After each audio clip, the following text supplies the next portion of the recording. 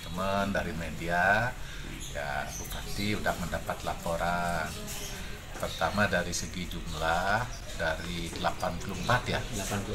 yang di swab itu ya ini luar biasa, ini 50% kurang dikit ya, 35 orang positif. Nah dari 35 orang itu 32 Semeton Bangli, 3 Semeton Banyarangka. Nah setelah tindakan yang kita lakukan ya tentunya sesuai dengan aturan penanggulangan COVID, pasarnya ditutup 3 hari.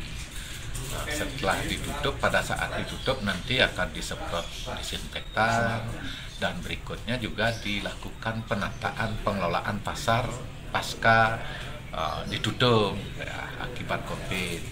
Nah sehingga pasca ditutup ini sama seperti restoran, maka kapasitas daya dukung pasar kita kurangin 50% pedagangnya, sehingga pedagang harus bergantian berjualan. Karena setiap berjualan nanti akan ada kapasitas 50% pedagang dari sekarang. Nah, sehingga misalnya dagang buah contoh kan ada 10, sehingga yang berjualan per hari itu 5 orang.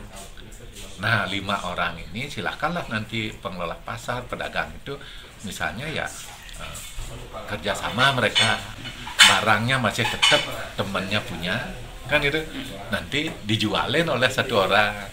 Nanti mereka juga begitu, temennya tidak berjualan tapi barangnya boleh ada di tempat itu, nanti yang dijualin temennya yang satu. Nah sehingga COVID ini mendidik kebersamaan, sehingga kita tidak manajemen kompetisi tapi manajemen kolaborasi. Nah sehingga karena 50% harus berdagang.